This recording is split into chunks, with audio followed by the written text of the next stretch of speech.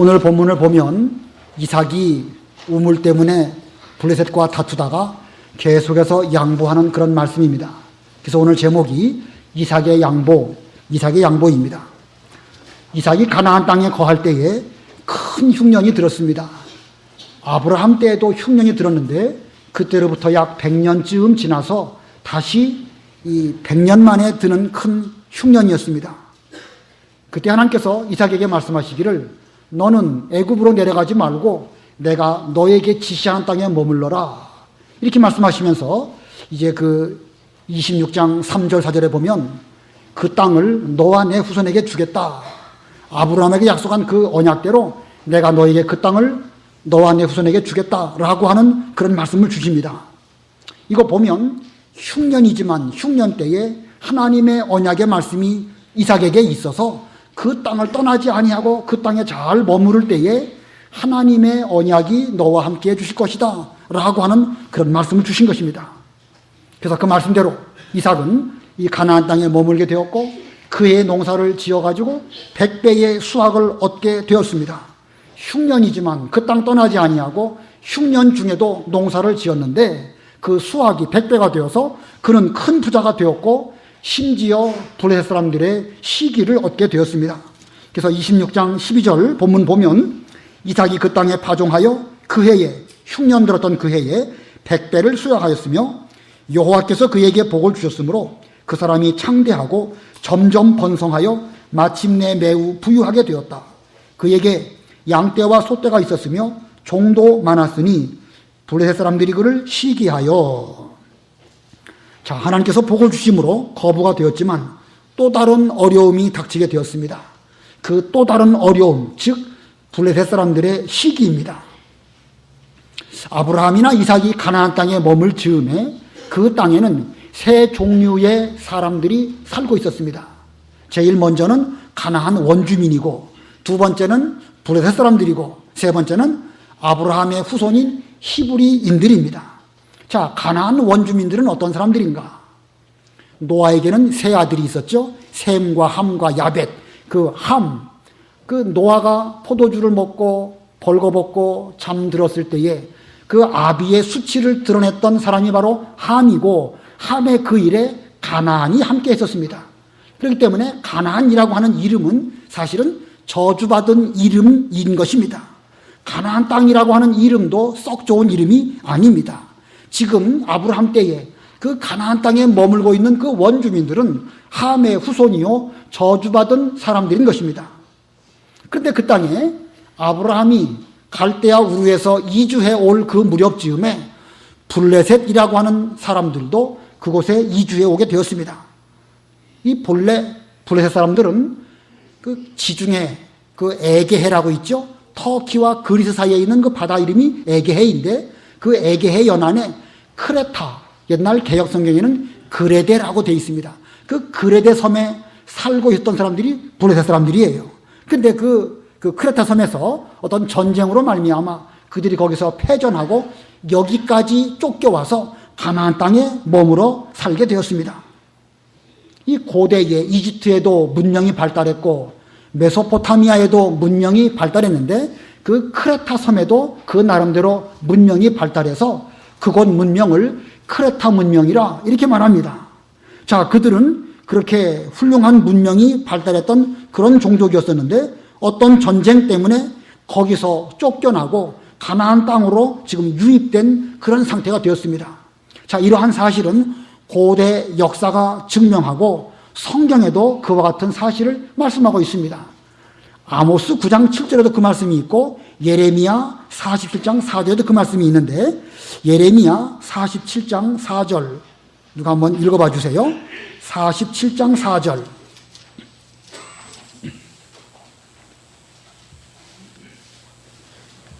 예레미야 47장 4절 이는 블레셋 사람들을 모두 진멸시키고 두로와 시돈에 남아있는 도와줄 자마저도 모두 끊어버릴 날이 올 것이기 때문이다. 여호와가 크레타 섬에 남아있는 블레셋 사람들을 멸망시킬 것이다. 자, 하나님께서 이 블레셋 사람들을 멸망시키시는데 두로와 시돈에 남아있는 그들의 그 연계 관계에 있는 사람들도 끊어버릴 것이고, 심지어 그들의 본토인 크레타 섬에 남아있는 블레셋마저도 끊어버릴 것이다 라고 말씀하고 있습니다. 자, 그리고 보면 이 블레셋 사람들은 본래 가나안 땅에 살던 사람들이 아니고 아브라함처럼 다른 지방에서 그쪽으로 와서 거기에 살고 있는 사람들입니다. 그래서 이 아브라함 때에 가나안 족속, 블레셋 사람들, 그리고 히브리인들이 살고 있었고, 그 사이에는 싸움이 계속 있었던 것입니다. 블레셋을 영어로 팔레스타인이라고 합니다. 자, 그래서 그 가나안 땅을 지금은 팔레스타인이라고 부르기도 하지요. 가나안 땅이라고 부르기도 하고 팔레스타인이라고 부르기도 하는 것입니다. 지금 현재는 가나안 족속은 다 없어졌어요. 이스라엘 백성들이 가나안 땅을 차지하고 들어가서 점점 정명함으로 가나안 족속들은 역사적으로 다 사라지고 없어졌습니다. 지금 현재는 히브리인으로서의 이스라엘 사람들과 블레셋 간의 전쟁이 지금도 계속되고 있는데, 아브라함 때부터 지금까지 4,000년 동안이나 이 전쟁이 끊임없이 계속되고 있는 것입니다. 바로 그 블레셋 사람들이 지금 이삭이 거부가 되었을 때에 그 이삭이 부유하게 된 것을 시기해서 아브라함 때부터 소유했던 우물들을 흙으로 메꾸고 그곳을 떠나가라 이렇게 말하고 있는 것입니다. 싸움을 걸어온 거지요. 그래서 본문 26장 15절 보면 그의 아버지 이삭의 아버지 아브라함 때에 종들이 파놓은 모든 우물들을 블레셋 사람들이 막고 흙으로 메워버렸다. 자, 우물을 메워버렸으니까 얼마나 화가 나겠습니까? 16절 아비멜렉이, 여기 아비멜렉은 블레셋의 왕 이름이에요. 블레셋 왕 아비멜렉이 이삭에게 내가 우리보다 훨씬 강하게 되었으니 우리를 떠나가거라 하고 말하였다. 이삭은 그곳을 떠나 그랄 계곡에 장막을 치고 거기 거주하였다. 자, 내가 우리보다 훨씬 강하니까 이제는 우리를 떠나가라 라고 말했고, 그 말대로 이삭은 그랄에 있는 농사 짓기 좋은 그 땅을 떠나서 그랄 골짜기에 와서 장막을 치고 거기에 머물렀습니다. 여러분이 보시기에 그 블레셋이 강합니까? 이삭이 강합니까? 누가 더 강한 것 같으죠? 블레셋이 강합니까? 이삭이 강합니까? 이거 뭐 알쏭달쏭해서 누가 강하다고 말하기가 지금 어렵습니다. 자, 이삭이 이 그랄 골짜기에서 또 다시 우물을 팠습니다. 그랬더니 하나님께서 그에게 우물도 주셨는데 이 블레셋 사람들이 또 와가지고 싸움을 걸어왔습니다. 본문 18절로 20절 다 같이 합독하십니다. 시작. 이삭이 그의 아버지 아브라함 때에 팠던 우물들을 다시 팠으니 아브라함이 죽은 후에 블레셋 사람들이 그 우물들을 메웠으므로 이삭이 그 우물들의 이름을 그의 아버지가 부르던 이름 그대로 불렀다. 이삭의 종들이 그 계곡을 파서 거기서 생수의 샘을 발견하였는데 그랄의 목자들이 이삭의 목자들과 다투며 이 물은 우리의 것이다 라고 말하니 이삭은 그들이 자기와 다투었기 때문에 그 우물의 이름을 에색이라고 불렀다. 아브라함 때부터 사용하였던 그 우물인데 아브라함 때에도 블레셋 사람들이 그 우물을 빼앗고 그 우물을 메워버렸습니다. 그리고 세월이 지나서 다시 이삭이 그곳에 머물면서 다시 또 우물을 팠습니다. 그리고 그 우물을 얻어서 여기서 이제 하나님이 물을 주셨구나 감사했는데 또 그 블레셋 사람들이 와가지고 이 우물은 우리 우물이다 라고 하면서 그 블레셋 사람들과 이삭의 종들 사이에 다툼이 일어났습니다. 자, 블레셋 사람들이 얼마나 끈질기고 얼마나 피곤하게 싸움을 걸어오는지 알 수 있죠? 그래서 할 수 없이 이삭은 그 우물들도 양보하고 또 다른 우물을 파게 되었습니다. 본문 21절, 22절 다 같이 합독하십니다. 이삭이 시작. 이삭의 종들이 다른 우물을 팠는데 또 다툼으로 그 이름을 신나라고 불렀다. 이삭이 거기서 옮겨 또 다른 우물을 팠는데 이제 그들이 다투지 않았으므로 이삭은 그곳 이름을 르호봇이라 부르고 말하기를 이제 여호와께서 우리를 위하여 넓혀 주셨으니 이 땅에서 우리가 번성할 것이다 라고 하였다. 세 번째 우물을 팠습니다. 그랬더니 또 와가지고 또 싸움을 걸어왔습니다. 그래서 또 양보했습니다. 그리고 또 옮겼어요. 그리고 네 번째 우물을 팠습니다. 네 번째 우물을 파니까 이제 싸움이 멈추게 되었습니다. 자, 여러분들은 그 우물 하나의 가치를 현재의 시가로 치면 얼마나 비쌀까요? 현재 시가로 아파트 한 채 하고 우물 하나 하고 비교해 볼 때 어느 게 더 비쌀 것 같습니까? 우리가 정확하게 맛 비교를 할 수는 없겠지만 여러분의 느낌으로 볼 때에 우물이 비쌀까요? 아파트가 비쌀까요? 우물이 비싸겠죠, 그죠? 지금에야 아파트 수천 많지만 옛날 가나안 땅의 우물은요, 생명줄과 같은 그런 아주 비싼 그런 것이 바로 우물입니다. 그런데 이삭은 왜 그 우물들을 양보하고 또 양보하고 계속 양보했을까? 어떻게 보면 이거 바보 멍청이가 아닐까? 이런 생각이 듭니다. 우리는 이러한 사건을 통해서 중요한 진리를 먼저 두 가지를 발견하게 됩니다. 첫 번째 진리는요, 가나안 땅에도 흉년과 블레셋의 시기가 있다는 것입니다. 가나안 땅에도 흉년이 있고 그 땅에도 블레셋이 있고 그들의 시기가 있다는 사실을 우리는 알아야 될 것입니다. 하나님께서 인도하셔서 살게 하신 가나안 땅입니다. 자, 하나님께서 인도하셨다고 한다면 그 땅은 좋은 곳이 되어야 되는 것입니다. 왜냐하면 하나님이 인도하신 곳이기 때문에 그렇습니다. 자, 분명 가나안 땅은 좋은 곳은 좋은 것입니다. 그러나 예수님께서 재림하시기 전까지는 이 땅에 있는 가나안 땅에는 거기는 고통이 끊임없이 있을 수밖에 없습니다. 어쩌면 가나안 땅이기 때문에 그러한 고통이 다른 것보다 더 많이 있을 수밖에 없을 것입니다. 가나안 땅의 흉년은 아브라함 때 있었고 또 100년쯤 지나서 이삭 때도 흉년이 있었습니다.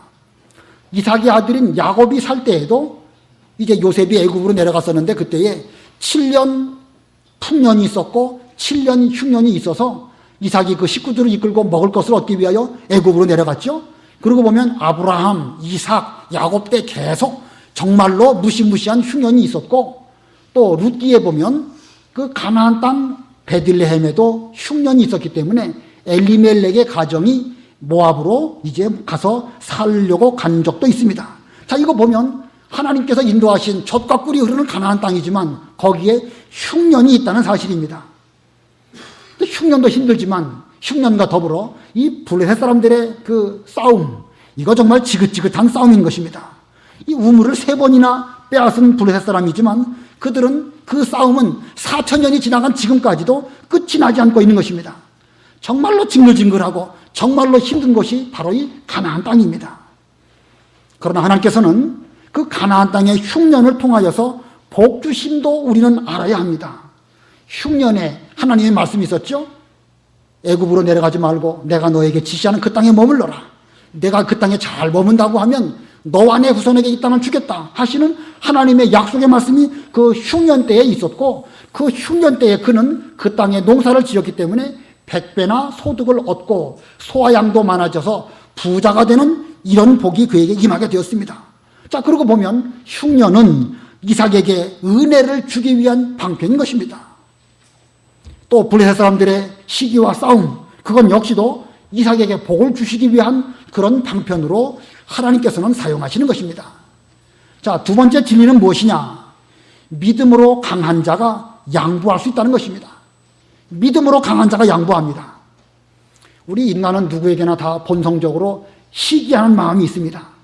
본문에 나와 있는 블레셋뿐만 아니라 누구라도 그 속에 시기의 본성이 있어서 그것을 잘 다스리지 못하면 어느 순간 시기의 마음이 나도 모르게 올라와서 다른 사람하고 더불어 싸우고 다투고 불평불만하는 이런 일들이 우리 속에도 있을 수밖에 없습니다. 자, 그런 가운데 있는데 본문에 나와 있는 이삭은 어떤 사람일까? 이삭은 인간적으로 볼 때에 우리와 전혀 다를 바가 없습니다. 여기 창세기 26장 그 앞부분 6절부터 11절까지를 쭉 보면은요, 그 흉년 때에 그 이삭이 그 그랄 그 지역에 머물고 있었는데 자기 아내 리브가가 너무나 아름답고 예쁘거든요. 그래서 걱정이 들어왔습니다. 저 블레셋 사람들이 나를 죽이고 내 아내를 빼앗아가면 어떡할까? 라고 하는 걱정이 들어와서 그 아내에게 말합니다. 나를 남편이라고 말하지 말고 우리는 오누이라고 말합시다. 그래서 나를 부를 때에 오빠라고 부르세요. 요즘도 남편 보고 오빠라고 부르죠? 언제부터 부른 거죠, 그게? 거슬러 올라가면요, 아브라함 때부터 그랬어요. 아브라함도 애굽 내려가갖고 자기 사라 빼앗길까봐 그 누이라고 하라. 그러면 오빠라고 불러야죠, 뭐. 그러니까 아버지가 그랬으니까 이삭도 그런 거예요. 그리고 보면 아브라함이나 이삭이나 우리와 똑같이 약한 인간일 수밖에 없는 것입니다. 자, 인간적으로 볼 때는 그들이나 우리나 다를 바가 없지만, 그러나 아브라함이나 이삭이 신앙적으로 훌륭한 것은 그 어려운 때라도 하나님의 약속을 믿는 믿음이 있었고, 그 믿음으로 강한 사람이 되었기 때문에 그 비싼 우물들을 양보하고 또 양보하고 거듭거듭 양보할 수 있었던 것입니다. 그래서 그는 그 믿음으로 흉년에도 그 땅을 떠나지 않았습니다. 또 그 믿음으로 블레셋 사람들의 시기가 있었지만 양보하고 거기서 또 가나안 땅 떠나지 아니하고 다른 것으로 옮겼기 때문에 하나님은 그에게 또 다른 우물을 주셨고, 또 싸움이 일어나도 계속 가나안 땅 떠나지 않은 믿음이 있었기 때문에 그는 계속해서 은혜를 입게 된 것입니다. 그와 같이 믿음으로 강한 자가 양보할 수 있는 것입니다. 여러분, 차를 타고 이렇게 운전해 갈 때에 지금 옆에 차선에서 다른 차가 또 같이 가고 있다고 한번 생각해 보세요. 이렇게 운전하고 갈 때에 옆에 있는 차가 나를 앞질러 가려고 하는지 아니면 그냥 정상적으로 주행하는지 그거 알 수 있습니까? 모릅니까? 느낌으로 알죠, 그죠? 나도 알고 저 사람도 내가 지금 어떤 마음으로 운전하는지 어느 정도 아는 것입니다. 자, 그런데 그때 누가 양보하지요? 내가 양보합니까? 저 사람이 양보합니까? 누가 양보합니까? 자, 내가 양보하면 참 좋은 것인데, 자, 어떤 사람이 양보할까? 강한 사람이 양보할까요? 약한 사람이 양보할까요? 힘있고 좋고 빠른 차를 운전하는 사람이 양보할까요? 그렇지 않은 사람이 양보할까요? 뭐 꼭 정해진 답은 없지만 일반적으로 볼 때에 좋은 차, 비싼 차, 빨리 달릴 수 있는 차, 그런 차를 모는 사람은 마음의 여유도 있고, 저 사람 먼저 가면 나중에 또 나는 다른 방법으로 얼마든지 빨리 갈 수 있으니까 여유를 가지고 뭐 갈 테면 가라 라고 신경 안 쓰면서 그를 잘 보낼 수 있는 것입니다. 반대로 약한 차, 뭐 엑셀레터를 힘게 밟아도 따라가기 어려운 차는 지지 않으려고 부득불 악셀레터를 밟아가지고 아마 이기려고 노력하는 것입니다. 양보하지 않습니다. 제가 뭐 그렇다고 해서 소형차 타는 사람들은 양보도 못합니다. 이런 뜻으로 지금 이야기를 드리는 게 아니에요. 제가 지금 무엇을 말씀하는 것이냐? 진짜로 강한 사람은 시기하지도 않고, 진짜로 믿음으로 강한 사람은 하나님이 내게 주신 복 하나로 만족하면서 뭐 원한다고 하면 그거 가지시오, 양보하고 또 양보하고, 그러면서 하나님께서 주시는 우물을 또 파면 되는 것이고, 하나님께서 주신 복으로 말미암아 이미 나는 거부가 되었으니까 불평불만하지 않고 양보할 수 있는 것입니다. 그 무술을 하는데도 그런 것 같아요. 무술의 고단자, 뭐 태권도나 유도를 아주 잘하는 사람들, 그런 사람들은 자기의 강한 실력을 함부로 쓰지 않습니다. 정말로 필요할 때는 그 무술을 사용해서 필살기라고 하죠. 단 한 발로 상대방을 제압할 수 있는 그런 힘이 있지만, 그러나 그러한 무술들은 마치 칼집에 꽂혀있는 칼과 같아가지고 함부로 뽑지 않습니다. 잘못 뽑으면 상대방이 다치니까 그는 그러한 실력을 감추고 가능하면 나타내지 않는 것입니다. 믿음으로 강한 자가 바로 그런 사람입니다. 믿음으로 강한 자는 진리를 위해서는 철저하게 싸우는 것입니다. 신앙 하나를 지키기 위해서는, 성경에 기록된 말씀 하나를 지키기 위해서는 피 흘리기까지 싸워서라도 그 진리를 지키며 하나님께서 내게 주신 그 언약의 터전, 가나안 땅, 그것을 절대 양보하지 않는 것이 진정한 믿음으로 강한 사람입니다. 그러나 그것이 아니고 그까지 뭐 우물이라든가 다른 것 가지고 분쟁이 일어나면 원하면 얼마든지 가지시오 라고 넉넉하게 줄 수 있는 사람, 그런 사람이 진정으로 믿음으로 강한 사람입니다. 자, 오늘 제가 여러분에게 아주 중요한 말씀을 드리고 있는 것입니다. 지금 현재 여러분들이 거하고 있는 가나안 땅은 어디지요? 여러분들의 신앙 세계는 지금 어디에 있습니까? 바로 우리 상대원 교회고, 또 이 상대원 교회를 통해 가지고 우리는 신앙 생활을 하고 있습니다. 그런데 이 가나안 땅에도 불가피하게 흉년도 있고, 또 블레셋도 있고, 저들의 시기도 있고, 싸움도 있고, 다툼도 있고, 여러 가지 복잡한 일들이 있을 수밖에 없는 것이 이 지상에 있는 가나안 땅의 현실인 것입니다. 그러나 그 모든 것은 하나님께서 이삭으로 하여금 부자가 되는 복을 주시고, 이삭으로 하여금 그의 땅이 점점 넓어지는 복을 주시려고 하신 것처럼 우리에게도 그런 여러 가지 흉년과 힘든 일이 있음은 우리에게 복을 주시고 우리로 하나님의 더 큰 은혜를 베풀어 주시기 위한 방편으로 그와 같은 일들을 겪게 하시는 것입니다. 이제 우리 모두는 이삭과 같이 믿음 안에서 강한 여러분들이 되시기를 바랍니다. 저나 여러분이나 인간적으로 다 약합니다. 아브라함도 인간적으로 약하고 이삭도 인간적으로 약한 것처럼 우리 모두는 인간적인 면으로 볼 때에는 한없이 약할 수밖에 없습니다.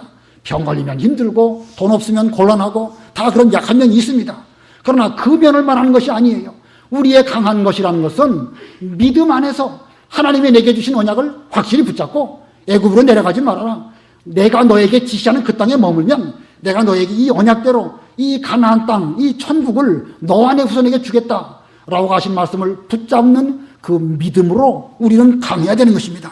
그래서 진리와 신앙면에 있어서는 우리는 정말로 강해서 한마디 하나님의 말씀을 지키기 위해서는 죽기까지, 피 흘리기까지 싸울 수 있는 우리가 되어야 될 것입니다. 그러나 믿음 안에서 진정으로 강함으로 이삭처럼 우물 정도는 얼마쯤이라도, 여기 뭐 우물들 이게 표현을 잘 보면은요, 처음에 양보하는 우물은 하나가 아니고 우물들이었습니다. 두 번째로 양보하는 우물도 가만히 보면 우물들이라고 말씀하고 있습니다. 세 번째는 우물이고 네 번째도 이 단수로 우물입니다. 그리고 보면 이삭이 양보한 우물은요, 뭐 단순히 몇 개가 아니고 수없이 많은 우물들을 양보하고 또 양보했습니다. 자, 우리 역시도 이삭처럼 진리면에 대해서는 철저하게 지키지만 우물 정도는 얼마든지 양보할 수 있는 믿음 안에서 강한 여러분들이 다 되시기를 바랍니다. 그 다음에 이 우물을 양보한 결과는 무엇일까? 우물을 양보하는데 그 결과가 무엇일까? 여러 가지가 있는데 가장 중요한 것부터 말씀드리면 첫 번째는 가나안 땅의 지경이 넓어진 것입니다. 가나안 땅에 그의 땅의 영역이 삶의 터전이 많이 넓어지게 해줬던 것입니다. 아까 읽었지만 22절 다시 합독하십니다. 22절 시작. 이삭이 거기서 옮겨 또 다른 우물을 팠는데 이제 그들이 다투지 않았으므로 이삭은 그곳 이름을 르호봇이라 부르고 말하기를 이제 여호와께서 우리를 위하여 넓혀 주셨으니 이 땅에서 우리가 번성할 것이다 라고 하였다. 자, 이 믿음 안에서 강한 자가 되어 비싼 우물까지도 양보한 사람, 그 사람의 마음은 분명 온유한 사람이라고 할 수가 있을 것입니다. 무술로 말하면 아주 고단자입니다. 양보한 사람, 그 사람은 진짜로 강한 사람이고 그 사람이야말로 신앙적인 최고의 고단자라고 말할 수가 있습니다. 얼마든지 싸울 수 있습니다. 싸울 수 있지만 그까짓 것 가지고 싸우지 아니하고 함부로 자기 실력을 드러내지 아니하고 잘 양보했기 때문에 그 사람이야말로 진정으로 마음이 온유한 사람입니다. 만일 이삭이 상대방보다 그 힘이 없어서 그냥 우물을 빼앗겼다라고 한다면 그건 양보라고 말할 게 못 됩니다. 그건 양보가 아니고 빼앗긴 것이죠.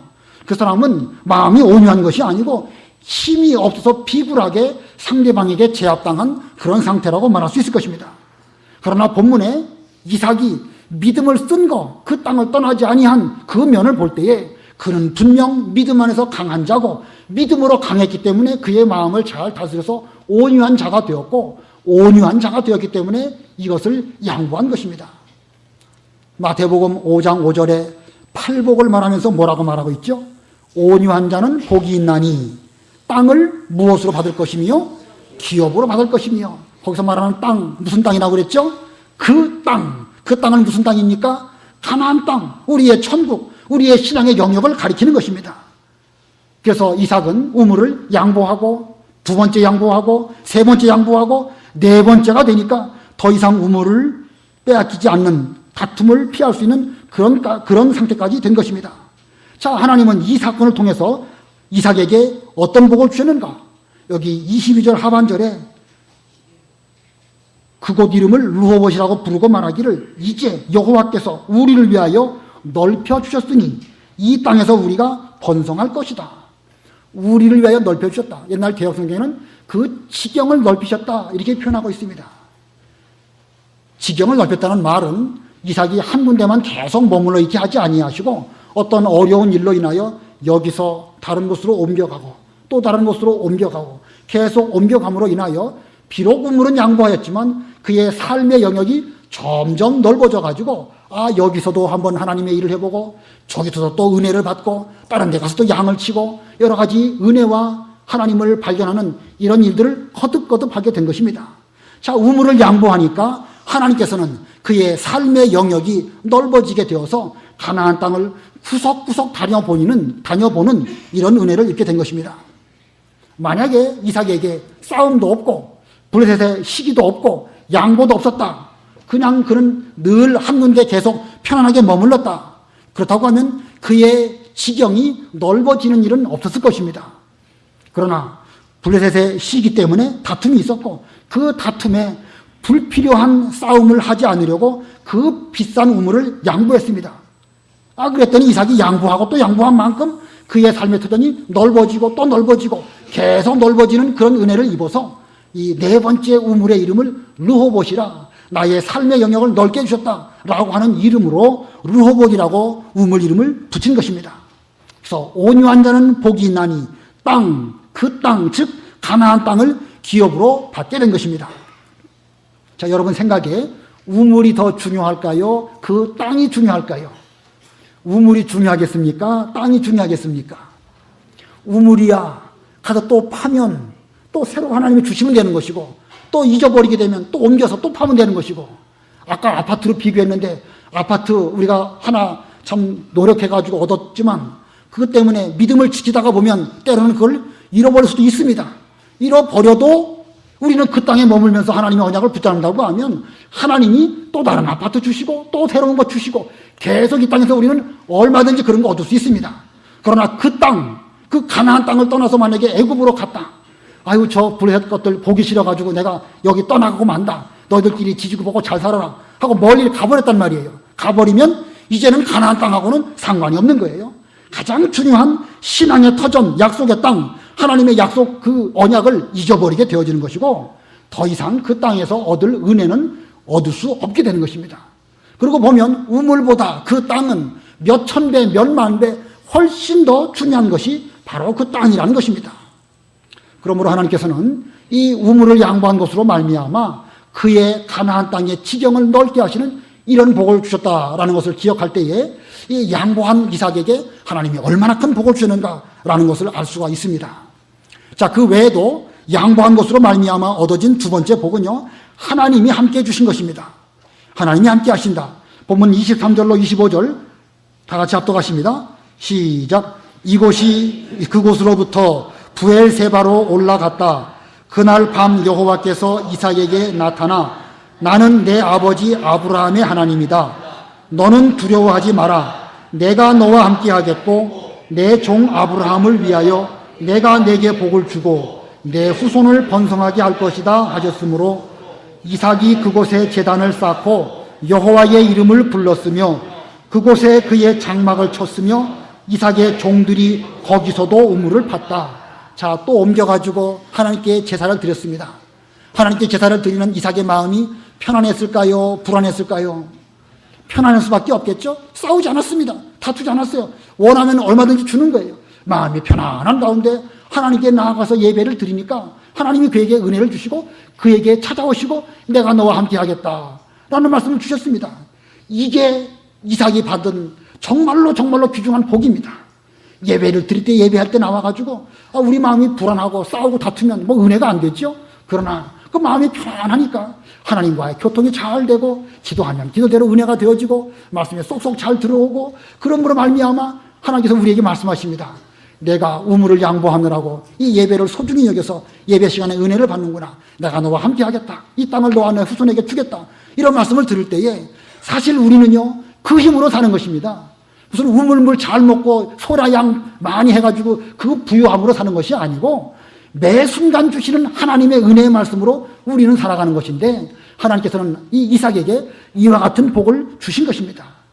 그 다음에 세 번째 복은 이 원수가 와서 굴복한 것입니다. 여기 28절부터 그 뒤로 쭉 보면 그 말씀이 나오는데 그 아비멜렉이 그의 군대 장관 아우삿과 함께 찾아와 가지고 내가 당신을 보니까 당신은 하나님이 함께하는 사람이요. 우리가 당신을 잘해준 것처럼 당신도 우리와 싸우지 말고 화친수약을 맺읍시다. 이렇게 말을 합니다. 자, 블레셋 사람 아비멜렉이 이 이삭에게 잘해주었습니까? 잘해주기는 뭘 잘해줘요? 그 우물을 그렇게 많이 빼앗았으면서 그 말은 또 뻔뻔하게 우리가 당신을 잘해주었으니까 당신도 우리에게 잘해주세요. 내가 보니까 당신은 하나님과 함께하는 사람입니다. 이렇게 말하는 거예요. 얼마나 뻔뻔합니까? 그래도 이삭이 그들을 잘 대접하고 잔치를 베풀어서 함께 먹고 잘 평안하게 돌아가도록 그렇게 주었습니다. 그랬더니 하나님 또 어떤 복을 주는가?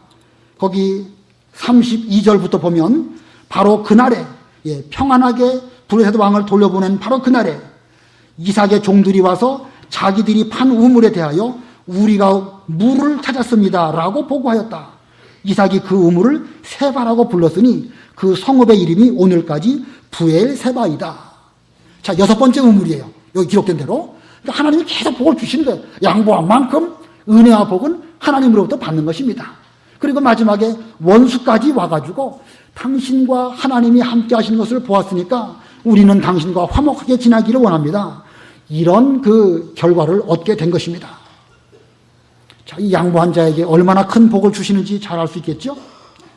자, 오늘 우리 본문에서 우리는 아주 중요한 것을 깨닫고 그것을 우리의 삶 가운데 실천해야 될 것입니다. 지상에 있는 가나안 땅, 지상교회에는 우물 때문에 싸우고 다투는 일이 끊임없이 계속된단 말입니다. 무지무지한 싸움이 계속해서 지상에 있는 가나안 땅, 지상에 있는 교회에서는 그 다툼이 계속 되어지고 있다는 사실 기억하시기 바랍니다. 교회마다 싸우고 다투는 일 때문에 교회가 다 무너지는 거예요. 서울 장안에 있는 큰 교회들, 물론 다 그런 건 아니겠죠. 그 가운데도 정말 믿음을 지키면서 은혜 받는 교회가 훨씬 더 많겠지요. 그러나 신문지상에 나타나고 있는 여러 교회들마다 보면 이게 교회 내에서 목사와 장로가 싸우고 장로와 장로가 싸우고 성도와 성도가 싸워가지고 그 교회를 떠나가게 되고 쪼개지게 되고 한 번 쪼개진 교회는 또 쪼개지게 되고 이런 일들이 우리 주변에 너무너무 많이 있습니다. 자, 이 교회와 이 신앙 세계가 우리의 가나안 땅이라고 한다면 이 교회 안에 우리가 뭘 얻으려고 하는 기득권, 주도권 그런 거 그건 우물입니다. 자, 교회가 중요합니까? 기득권이 중요합니까? 교회가 중요하죠. 우물이 중요합니까? 가나안 땅이 중요합니까? 가나안 땅이 중요하죠. 그까짓 거 좀 넘겨주고라도 싸우고 다투지 않는다고 하면 이 하나님의 복음 운동이 얼마나 계속 지경이 넓어지고 복음 전도가 잘 될 터인데 안타깝게도 현실적으로 볼 때에 이 교회마다 싸우고 다툼이 없는 교회가 거의 없다 할 정도로 이런 가운데 있습니다. 하나님의 은혜에 감사하게도 우리 상대원 교회는 거기까지는 아닙니다. 뭐 어디까지인지라고 뭐 말하기로 그렇지만 아무튼 우리에게는 그런 어떤 것이 없는 거 감사하면서 이제 우리는 믿음 안에서 강한 자가 되어야 될 것입니다. 우리는 하나님께서 말씀하신 것처럼 비록 흉년을 만났을지라도 가나안 땅을 떠나지 말아라 하시는 말씀이 우리에게 있습니다. 그러면서 너와 내 후손에게 이 땅을 주겠다 하시는 그 언약의 말씀이 우리에게 있으니까 우리는 그 말씀을 붙잡아야 되는 거예요. 흉년이라도 붙잡고 블레셋 사람들이 우리에게 싸움을 걸어와도 양보하면서라도 우리는 우리 마음의 평안을 놓치지 않아야 할 것입니다. 그렇게 해야 우리의 가나안 땅이 넓어지고 또 넓어지고 우리의 증이 점점 넓어지게 될 것입니다. 현재 우리는 가나안 땅을 침노하는 중에 있습니다. 이 영적 전쟁에서 싸워야 할 적이 어디에 있는가? 바깥에 있는 사탄 마귀에게 있는 것이 아니고 우리 내부에 있습니다. 우리 내부라는 것은 어디일까? 교회 내부를 말하기도 하지만 사실은 내 마음 속에 있는 거예요. 내 마음이 진심으로 온유해서 아무리 상대방이 나를 격동시킨다 할지라도 나는 하나님께로부터 은혜를 받은 사람이요. 당신이 우물을 원한다면 주겠습니다. 나는 내가 원하면 내가 구하면 하나님께서 얼마든지 내게 새로운 우물을 줄 줄을 믿고 항상 마음이 온유함으로 그 땅을 차지하는 우리가 되어짐으로 우리의 신앙적인 영역이 넓어지고 또 넓어지고 계속 넓어지는 이런 복을 우리 교회도 받고 여러 성도님들도 모두 다 받으시는 여러분들이 다 되시기를 바랍니다. 기도하겠습니다.